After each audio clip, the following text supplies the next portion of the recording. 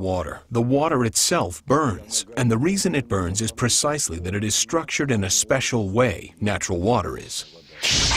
Burning, in rigorous scientific terms, is a process of oxidation in which heat and light are given off. In the case of water, it burns at the temperature of the environment, and the light emitted can be recorded using super-sensitive instruments. In burning, you have oxygen being continuously activated, and some organic matter is continuously burning. So the burning of water is a process that happens over an extended period of time, because if it were a process that happened more quickly, then it would have already burned up all the water on Earth. On June 30th, 1940, a note was tossed into the Soviet embassy in Germany. Its author requested to be contacted immediately. "If this does not happen, my work with Heydrich will go to waste," wrote Agent Willy Lechman, codenamed Breitenbach.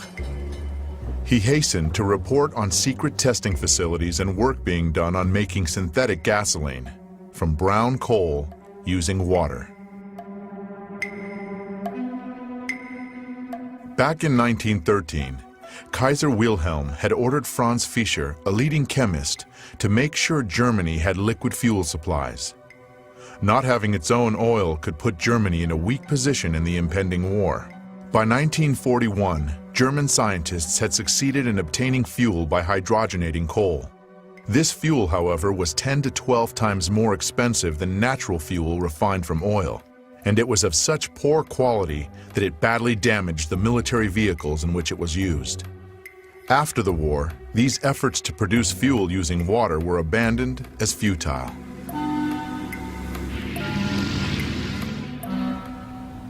For the past 15 years, the researcher Jean Goethe has been working to create fuel of this type.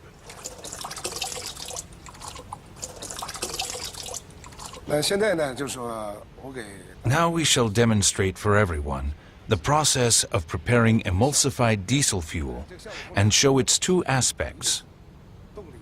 One aspect is increased energy, and the other is reduction of exhaust gases. This is fuel taken from an automobile. Structurized water.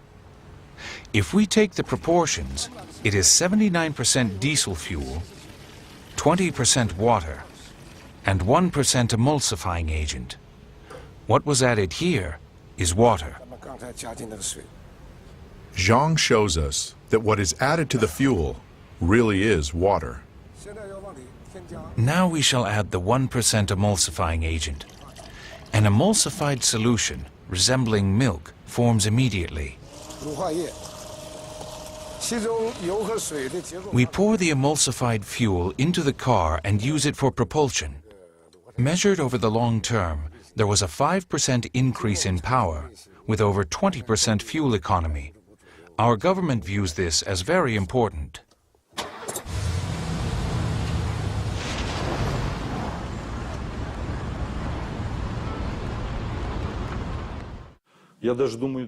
I think that not even all chemists remember this aspect. If you take gasoline and completely dry it out, it always contains some quantity of water. And if you give it a special treatment to remove all of the water from the gasoline will not burn. This was known already in the 19th century. To burn anything whatsoever, there has to be at least some quantity of water. Water has a direct effect on our brains. There is a legend among the Persian Sufis.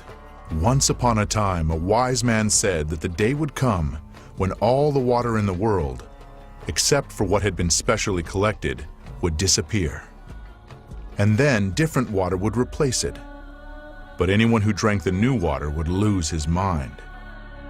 Only one man took the prophecy seriously and began to store up water. But the day that had been predicted did come, and every body of water emptied out. The man who had listened to the wise man drank water from his supply. And then the bodies of water and wells filled up with water again. People thirstily drank this water, and every one of them went crazy. But the man who had listened to the wise man continued to drink water only from his own supply, and kept his sanity. And he was the only sane person left among the madmen, and therefore he was called crazy. And then he poured his reserves of real water, the old water, onto the ground, and he drank the new water and lost his mind. And the madmen decided that he had become sane.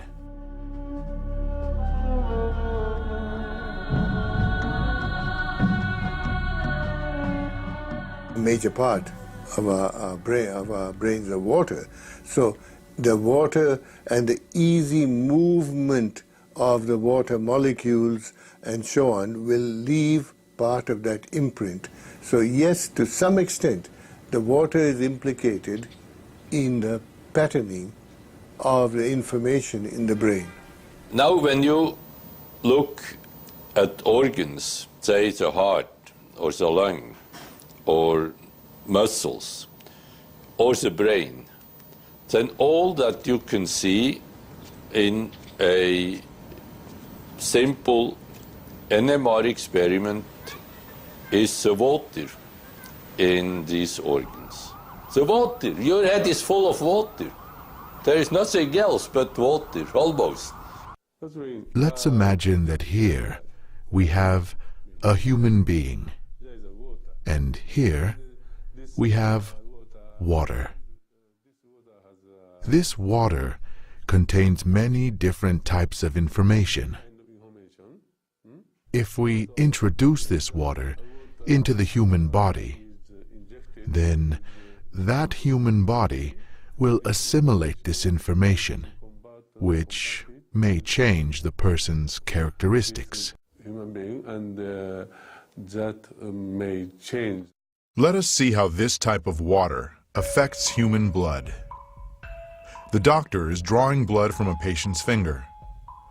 Using a special microscope, we shall be able to see the condition of her body from this drop.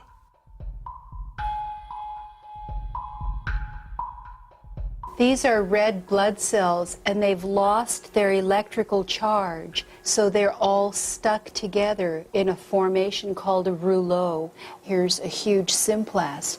Symplasts are associated with heart disease and arthritis and lung disease and many other conditions that could be coming in the future.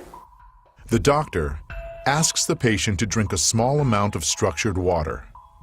After 12 minutes, the doctor again draws blood from the patient and studies it.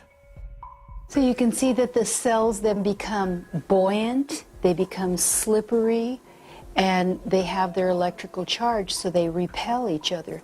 That allows them to carry oxygen, and it means that we're changing the pH of the blood back to an aerobic environment rather than an anaerobic environment.